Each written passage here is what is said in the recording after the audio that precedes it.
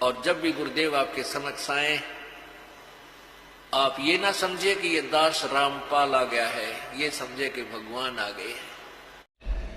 इस दास को प्रभु मानकर व्यवहार करना है, परमात्मा जानकर हर तरह की क्रिया करनी है। बोलते समय, चालते समय अंदर में कोई विशेष गुरु जी के विषय में विवेचन करते समय आपने ये जानना पड़ेगा कि जैसे हम भगवान के बारे में सोच रहे हैं, आपने ये विचार करना चाहिए कि हम गुरु जी के बारे में क्या सोच रहे हैं। नहीं, हम भगवान के बारे में सोच रहे हैं।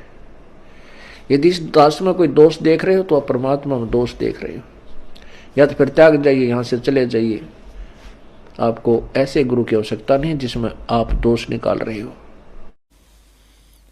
अपने आत्माओं, ईब तो परमात्मा सामने आकर खड़ा हो गया कि आई एम गॉड। उसी विषय में कह रहे हैं कि तू किद धक्के खाता अंडा है, भगवान तो हरियाणा में आए थे भाई, और अब फिर हरियाणा में आगे न सोच ले, दास को वो ढंडोरा फिर पिटवा दिया और वह चीज फिर दे दी जो मालिक आप बता के गए थे। बोलो सत्य। और अब मेरी कृपा से आपकी आयु बढ़ गई है। कहते रामानंद जी लगभग 150 वर्ष तक जीवित रहे। फिर परमेश्वर की कृपा से पुण्यात्माओं, ये मिट्टी का पुतला कोई न सोचा ये कोई खाने पीने से चल रहा है ना, ये परमात्मा की कृपा से चल रहा है, उसकी रजा से चल रहा है। ऐसे ऐसे प्रमाण हमने देखे हैं। एक व्यक्ति हमें मिला, उसके साथ एक दो और उसके साथी थे, वो कह रहे थे कि इसने 25 वर्ष हो गए कुछ नहीं खाया है, पानी पानी ग्रहण करता है। हमने कहा क्या दूध भी नहीं पीता? कर नहीं, तेरा गजब हो। और कति स्वस्थ नजर आ रहा है वो, 60 साल के से भी ऊपर उसकी आयु लगभग होगी। तो कहने का भाव ये है कि ये मिट्टी का पुतला मालिक ने बनाया है और उसी की कृपा से ये चल रहा है। उसी का दिया हुआ अन्न आहार जो भी हम करते हैं उसी से सब क्रिया होती है, लेकिन फिर भी पावर परमात्मा की विशेष काम इसके अंदर करती है। पुण्यात्मा हम ध्यान नहीं देते क्योंकि हम परमात्मा के ज्ञान से गढ़े दूर हैं। हम इस शरीर में रोटी जो कुछ भी खाते हैं, खाना खा लिया, दूध पी लिया है? और भाई कच्चे फल खा लिए, हम तो इसमें डाल कर निश्चिंत हो जाते हैं। तो अंदर ये क्या करता है, इसके अंदर क्या कुछ हो रहा है? क्या ये आंत कर रही है? क्या ये मिट्टी का पुतला कर रहा है? उनको भी भगवान चाहिए, और भगवान ही सरेआम खड़ा, कति आगे खड़ा, और भी ना पहचानोगे। धिक्कार है तुम्हारे ज्ञान और तुम्हारी विवेक को। ये समझ लेना, हम नो मान लो कि इस दास के स्थान पर कबीर साहब बैठे हैं। पुण्यात्माओं, परमात्मा बताते हैं कि सोना सजन और संत ये टूट जुड़े 100 बार, दुर्जन और पाका कलश एक धक दरार। जैसे मटका होता ना गड़ा पक्का, वो एक बार थोड़ी सी क्रैक हो गया तो दोबारा नहीं सेट हो सकता, उसको कितना कुछ कर ले उसमें न्यारी की न्यारी वो पहचान रहेगी। ऐसे दुष्ट व्यक्ति एक बार नाराज हो गए वो सेट नहीं होते।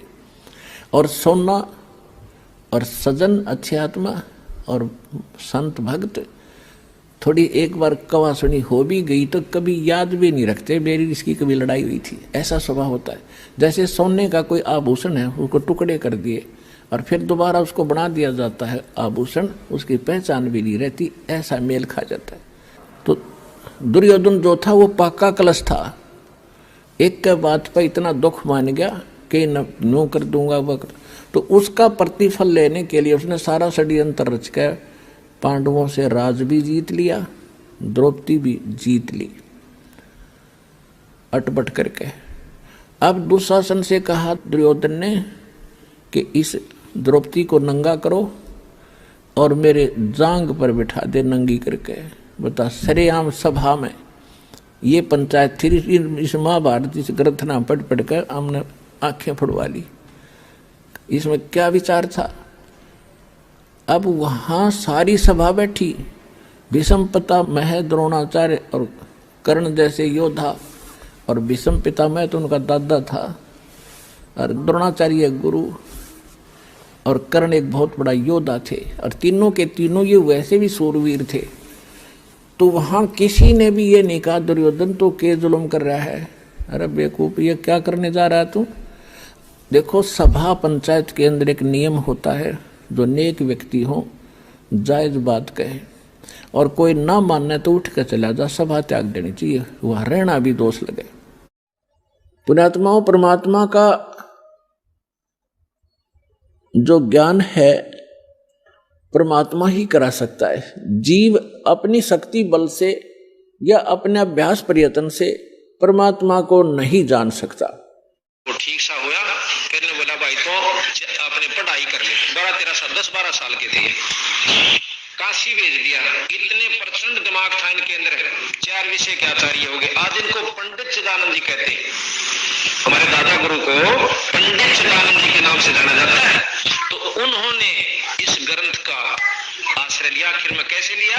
जब वो पूर्ण रूप से विद्वान होगा आगे, तो गुरु जी ने बोले महाराज जी अपनी वो साधना बताने लगे, विद्या कथन लगे। गंगेश्वरानंद ने बोले भाई नित्यनेम कर ले।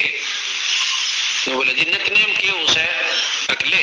वह किताब काट के दे दी, जिसे हम ये गुटका रखा और नो करिए, देखिए आड़त पढ़ लीजिए बेटा, गरीब नमो नमो, ये मंगलाचरण से और करो। चल ठीक है कर ले, कि ये मंगलाचरण दे दिया उसको कि ये पढ़ यहां से, गरीब नमो नमो सतपुरुष को नमस्कार गुरु की नहीं, सुर नर मुनि जन साधुआ संतों सर्वस दी नहीं, सतगुरु साहेब संत सब डंडो तुम प्रणाम, आगे पीछे मध्य हुए दिन को जा कुर्बान। और फिर मिला देखिए आगे ये लिख रहा क्या गुरुदेव का अंग, ये गरीब पर पटन पर लोक है जहाँ अदले सतगुरु सार, भक्ति हेत से उतरे पाया हम दीदार, गरीब ऐसा सतगुरु हम मिला अलल पंख की जात, काया माया ना वहां नहीं पढ़नी गात। ये भाई 10-15 पेज से यानी रोज पढ़ा कर। अब उन्होंने देखा वो विद्वान तो संस्कृत के ज्ञाता, और इसमें लिख रहा क्या पटन पटन गरीब नमो नमो। उन्होंने बोला जी या कोई विद्वानों की भाषा सुनते हो आप, जो बालक जो थोड़ा बहुत दिन बार हुआ नो कह के रखे केला गया घर आगे बताना। नो बोला या कोई साधुओं की विद्वानों की भाषा थोड़ी है, अनपढ़ टोल कट्ठा हो रहा है, नो मारी बोगा के या किताब है। ये कोई बात हुई? आप भी गुरु जी कति हुए अनपढ़ के अनपढ़ रह गए, और मैं बताऊं आपने संस्कृत का डकवाउंड पोथा ठावा कौन। नो बोला बेटा ये 2 जोड़े हाथ तो इसने दर्दे सारे सौदे ने, और देखे तुरंत भारा बात हो जाएगी था। ये बंदी छोड़ की वाणी ने तुन्नो बिसरावा है, ये परमात्माओं के परमात्मा है। वो करने से होंगे दिखे जब ने बोला छोड़ डन गुरु जी आपने नहीं बेरा पूरा, आप तो वो है कि वह रह गए। अम्पट का है ना काशी जी? बोला अच्छा भाई। अगले दिन उसका कोड शुरू हो गया, हमारे दादाजी गुरु जी का कोड शुरू हो गया, सारे शरीर पर पीप चाल पड़ी। और ये खुद मतलब दवाई की भी 1 नंबर क्या मतलब जानने वाले थे। ये प्रसिद्ध है इसमें गोपालपुर में कि बहुत तगड़े वैद्य थे, काशी मतलब कलकत्ते तक के व्यक्ति आकर इन्हें ठीक किए बाद में। तो इन्होंने उस समय भी इतने वैद्य हो चुके थे, वहां से सीखी थी दवाइयां, सारी दवाई ला के देख ली कितना ठीक नहीं हुआ। फिर और भी जहां भी इसने सुना वहां गए, इस साल भर इतने कष्ट पा गए कि रात में नींद नहीं आओ, किलकी मारने लगे। आकर ने बोले गुरु जी मुझे, क्योंकि इतना ज्ञान तो विद्वान की कि मैं भी हो भाई कर्म का भोग दस है। न बोले गुरु जी मैंने कौन से कर्म का भोग है? न बोले या भी मैं बताऊं तेरे का, अगली फिर भी जानकारी तो दो। अक्तने इस परमात्मा की वाणी को नो कह दिया ये अनपढ़ की वाणी है, और ये 4 संस्कृत के श्लोक सीख कर नो कह दिया ये विद्वानों की वाणी है, ये भगवान की वाणी है।